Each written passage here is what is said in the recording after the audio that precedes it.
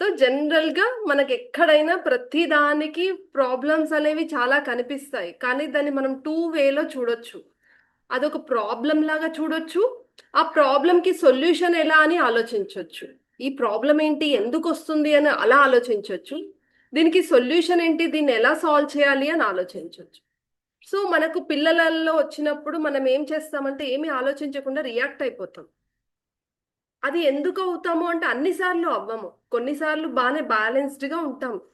కొన్నిసార్లు మనము తెలియకుండానే ఏదో ఒక డేలో ఒక్కసారైనా ఇలాంటి సిచ్యువేషన్ జరుగుతుంది కిడ్స్ తోటి. రియాక్ట్ అయిపోతాం, రియాక్ట్ అయిపోయినప్పుడు ట్రిగ్గరింగ్ జరుగుతుంది, టాంట్రమ్స్ చూస్తాం. అది అప్పుడు రిలేషన్ కూడా కొంచెం డిస్టర్బ్డ్గా కనిపిస్తుంది. అది ఎక్స్ప్రెస్ చేసినా చెయ్యకున్నా మీ లోపల మీకు కొంచెం అనిపిస్తుంది, అయ్యో నేను ఇలా చేశాను అని. బాబుకు కూడా అనిపిస్తుంది, బాబు వారి పాప అమ్మ ఎందుకు ఇలా చేసింది అని.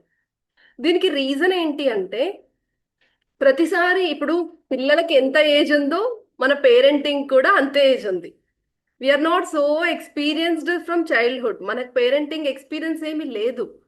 పిల్లలు పెరుగుతూ ఉన్న కొద్దీ వాళ్ళు 1 year హ్యాండ్లింగ్ చేసినప్పుడు మనకు 1 year ఏజ్ ఎక్స్పీరియన్సే ఉంది పేరెంటింగ్ది.